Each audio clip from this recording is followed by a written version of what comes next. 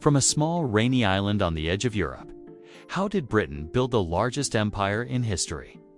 The answer isn't just in cannons, ships, or red-coated soldiers.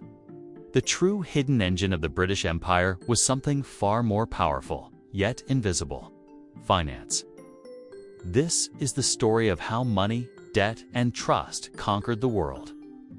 Our story begins not on the battlefield, but in the bustling coffee houses of 17th century London. Following a costly war against France, England was on the brink of bankruptcy. The government solution was revolutionary. In 1694, a group of merchants proposed a radical deal. They would lend the government £1.2 million at 8% interest. In return, they would be granted a royal charter to form a new company, the Bank of England. This wasn't just another loan. It was the birth of the national debt. For the first time, the state's debt was separated from the monarch's personal finances. It became a permanent, tradable asset, backed not by a king's promise, but by the full faith and credit of Parliament and the British taxpayer. This simple idea changed everything. Investors, both from Britain and abroad, saw this as a remarkably safe investment. Unlike the debts of absolute monarchs who could default at will, the British government's debt was secured by parliamentary-approved taxes. This stability created a deep pool of reliable capital. The government could now borrow vast sums of money at surprisingly low interest rates to fund its ambitions, particularly its navy. While rivals like France and Spain struggled with financial crises, Britain could outspend them, building a naval fleet that would dominate the oceans for centuries. The Royal Navy became the enforcer of British interests, paid for not just with gold, but with paper promises. This financial revolution fueled a virtuous cycle. The powerful Navy protected global trade routes. Protected trade generated enormous profits for British merchants. These profits, in turn, were taxed or reinvested into government bonds, providing even more funding for the state and its military. London was rapidly transforming into the world's financial capital. Institutions like the stock exchange and insurance markets, such as Lloyd's of London, emerged to manage the risks and rewards of this new global economy. You could finance a voyage to India, insure the ship and its cargo against pirates and storms, and trade shares in the venture, all within a few city blocks. Credit was the lifeblood of this system. It extended from the highest levels of government down to the individual merchant. A cotton manufacturer in Manchester could get a loan to build a new factory based on the promise of future sales to a merchant in Liverpool, who in turn was financed based on expected profits from selling textiles in Calcutta. The entire imperial project was built on a complex web of trust and IOUs stretching across continents. This system allowed for unprecedented economic expansion and innovation, powering the Industrial Revolution.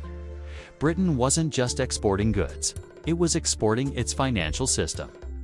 This power had a profound and often brutal impact on the world.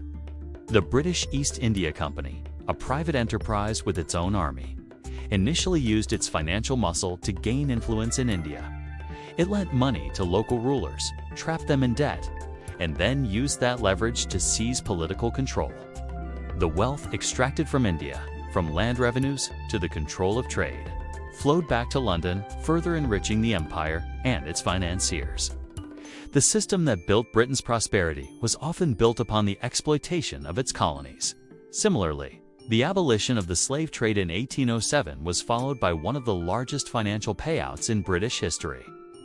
In 1833, the government took out a massive loan, equivalent to 40% of its entire national budget, not to compensate the enslaved people, but to pay off the slave owners for their loss of property. The British public was still paying off the interest on this debt until 2015. It sets a stark reminder of how deeply intertwined finance, morality, and imperial power were. Throughout the 19th century, the Pax Britannica, or British peace, was upheld as much by the pound sterling as it was by the Royal Navy. British capital funded railways in Argentina, mines in South Africa, and utilities across the United States. Countries that opened their markets to British goods and capital were rewarded, while those that resisted could face economic pressure or even military intervention. This was the era of gunboat diplomacy, where financial interests were often enforced at the point of a cannon. But empires, like all financial systems, are subject to cycles of boom and bust. The immense cost of 2 world wars drained the British treasury. The national debt soared to over 250% of GDP. The United States, a former colony that had learned the lessons of British finance all too well, emerged as the world's new creditor and dominant economic power. The pound sterling was replaced by the dollar as the global reserve currency. The formal empire may have dissolved, but its financial legacy endures. The City of London remains one of the world's primary financial centers. Legal and commercial frameworks established during the empire still shape global trade. The very idea of a national debt, a system of credit backed by the state, is now the foundation of modern global finance. The story of the British Empire is a powerful lesson. It teaches us that true, lasting power is not just about territory or military might. It's about the ability to command trust, to create and control systems of credit, and to harness the invisible yet unstoppable force of finance. The empire of redcoats and warships was built and sustained by an empire of paper, promises, and debt. Understanding this financial architecture is key to understanding not only the rise and fall of Britain, but the very nature of power in the modern world. Thank you for watching. If you found this journey through history insightful, please like this video and subscribe to our channel for more deep dives into the forces that shape our world. In the beginning, nations were forged in fire and steel, their power measured by the clang of swords and the gleam of gold in treasure chests. But there arose an empire, Britain, whose strength came not just from armies and navies, but from a quiet revolution, an idea that would change the world forever. It was a revolution not of the battlefield, but of the balance sheet. Before this great change, kings and queens ruled by simple, often brutal, means. When war came, they seized what they needed. They squeezed their subjects with sudden, harsh taxes. In times of desperation, they would even melt down coins, mixing precious gold and silver with cheaper metals, debasing their own currency and the trust of their people. This was a world of financial chaos, where a kingdom's wealth was only as good as the gold it could hold in its hands. Long-term plans were a fantasy, and trade was a gamble. But Britain began to write a new story. Instead of ruling by force and fear, it chose a different path, the path of credit and credibility. The old way was a cycle of boom and bust, of seizing wealth in the present. The new way was about harnessing the power of the future. The cornerstone of this new world was a concept we now take for granted: public debt. But this was not the desperate borrowing of a king from a handful of powerful moneylenders at crippling rates. No, this was something far more elegant and powerful. The British state began to issue bonds, promises to pay back money with interest over a long period. These were not just private deals. They were public instruments backed by the full faith and credit of Parliament.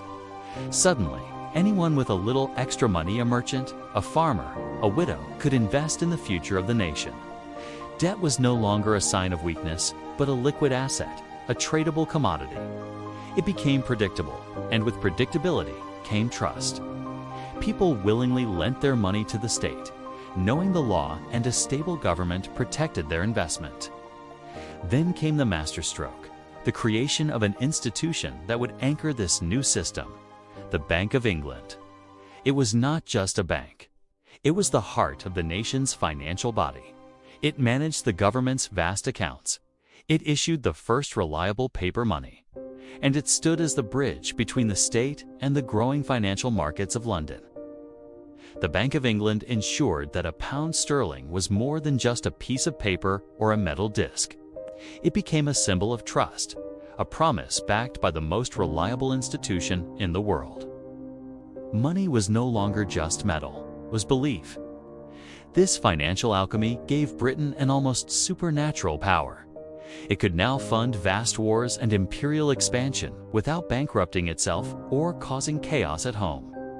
Instead of imposing crippling taxes all at once, the cost of a war could be spread over decades, financed by borrowing. During peacetime, the debts were serviced slowly and steadily through a predictable system of taxation. This meant less social unrest, less economic shock, and a stability that Britain's rivals could only dream of. Britain had learned to turn time itself into money, and that money into global power. And this system created a powerful alliance. The interests of the state and the interests of its wealthiest citizens became one.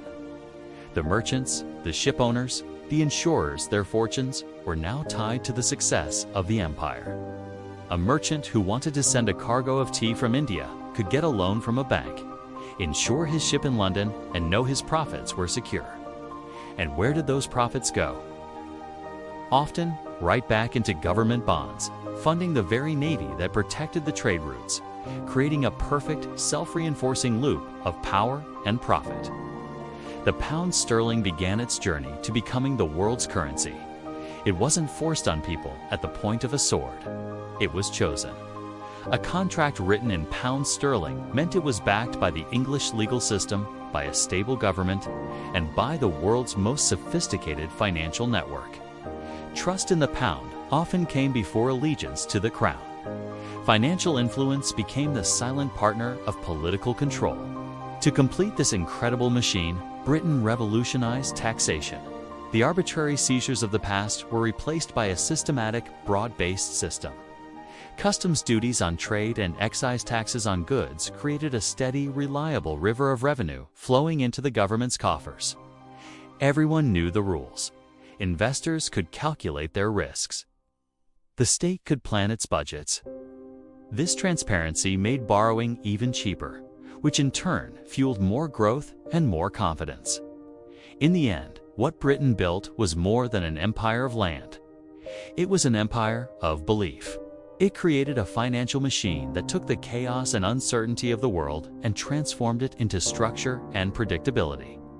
It didn't eliminate risk, but it managed it, spreading it across society and across time. The true secret of its power was not the gold locked in its vaults, but the shared faith in its institutions. Britain had created a new operating system for power, a system where money was not just a way to buy things, but the very language of global influence itself, and the world would never be the same. Thanks for watching.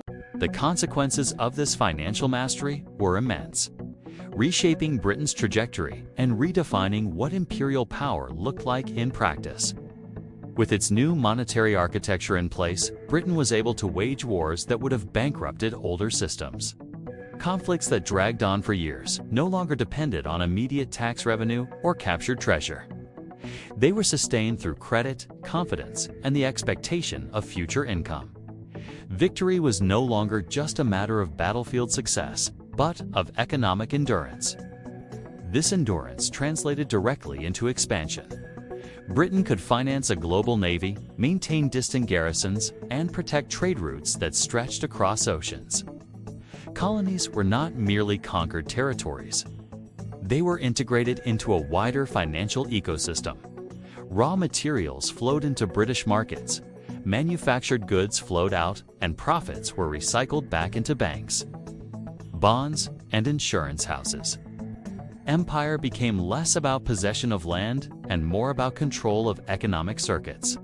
Yet this system carried consequences that were not immediately visible. Financial power encouraged overreach. Because borrowing made expansion appear affordable, the true cost of empire was often deferred. Debts accumulated quietly, serviced through taxes and trade surpluses, while the scale of obligation grew larger and more complex. As long as confidence remained intact, the system functioned, but its stability was conditional, not guaranteed. The relationship between Britain and its colonies increasingly reflected this imbalance. Many territories found themselves locked into dependency through currency arrangements, trade restrictions, and debt obligations. local economies were reshaped to serve imperial finance rather than domestic resilience. While this generated wealth for the center, it created fragility at the edges. When markets faltered or trade was disrupted, the strain was transmitted outward, often with severe social consequences. At home, the financial system altered political power. Those who controlled capital gained influence over policy. Decisions about war, taxation, and trade were increasingly filtered through the needs of creditors and markets. Parliament became a guardian of financial credibility, careful to protect the reputation of the state as a reliable borrower. This discipline strengthened Britain's standing internationally, but it also narrowed the range of acceptable choices. Default, radical reform, or retreat became unthinkable options. The turning point did not arrive suddenly. It emerged through a series of stresses that revealed the system's limits. As the empire expanded, so did the cost of defending it. Industrial rivals began to catch up, eroding Britain's trade advantages. The global economy became more competitive, and sterling's dominance faced challenges. Maintaining confidence required ever greater effort, even as the underlying balance shifted. Moments of crisis exposed the vulnerability beneath financial strength. Economic downturns strained tax revenues. Wars consumed vast resources without guaranteeing decisive returns. The burden of debt servicing grew heavier, constraining policy and forcing difficult choices. Financial sophistication, once an advantage, became a source of rigidity.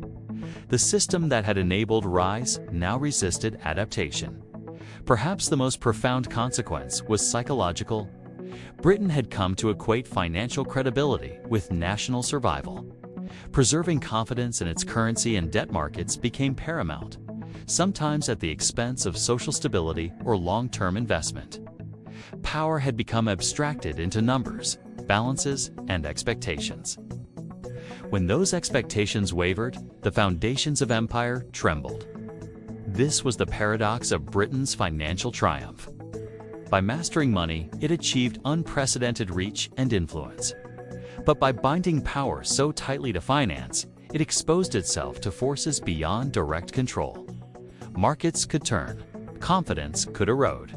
And when they did, the signals of decline appeared not first on distant battlefields, but in ledgers, interest rates, and the quiet recalibration of trust. When viewed from a distance, Britain's financial ascent and its eventual loss of dominance reveal a pattern far larger than any single empire.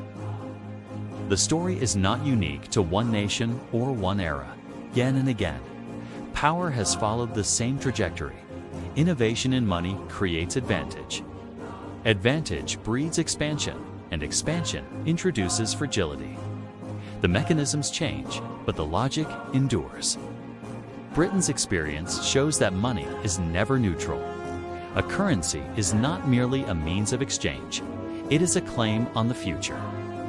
Sovereign debt is not just borrowing.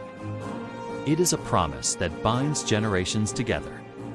When those promises are trusted, they allow states to achieve extraordinary feats. When they are questioned, even the strongest systems can falter. This is the quiet tension at the heart of financial power. As Britain's empire matured, it discovered that maintaining monetary dominance required constant reinforcement. Confidence could not be commanded, had to be earned repeatedly. Legal stability, political continuity, and economic productivity all became essential to sustaining the value of the pound sterling. The moment any of these weakened, the entire structure felt the strain. Financial power once established demanded discipline as relentlessly as it once rewarded innovation. This lesson extends beyond Britain. Other empires have followed similar paths, relying on control of currency, credit, and trade to project influence. In each case, financial systems initially provided flexibility and reach, but eventually imposed constraints. Debt limited choices. Markets punished deviation. The very tools that enabled expansion became mechanisms of restraint. Power shifted from the visible institutions of state to the invisible judgments of investors and creditors. What makes Britain's case especially instructive is its timing. Its financial revolution helped create the modern global economy. International banking, government bonds, reserve currencies, and interconnected markets all trace elements of their structure to this period. The world that emerged was more efficient, but also more interdependent. Shocks traveled faster. Crises crossed borders. No empire could remain insulated indefinitely. The broader pattern suggests that decline rarely begins with collapse. It begins with subtle adjustments, higher borrowing costs, reduced flexibility, growing effort to maintain confidence. These are not dramatic moments, but cumulative ones. They signal a transition from leadership to management, from expansion to preservation. In Britain's case, the shift was gradual, measured in decades rather than years, and often invisible to those living through it. The enduring lesson is not that financial power is dangerous, but that it is double-edged. Money amplifies capacity, but it also magnifies error. It rewards foresight and punishes complacency. Empires that understand this can adapt. Those that do not become prisoners of their own systems. Control over finance can shape the world, but it cannot suspend history. Today's global order still rests on foundations laid centuries ago. Trust in currencies, belief in sovereign obligations, and the centrality of financial markets continue to determine influence and stability. Britain's story reminds us that these arrangements are human constructs, not natural laws. They persist only as long as confidence endures. In the end, the rise and fall of empires through money offers a sober reflection. Power secured through finance is real, but never permanent. It requires constant renewal, ethical stewardship, and an awareness of its limits. Empires rise when they master money with restraint and wisdom. They fade when they mistake financial dominance for inevitability.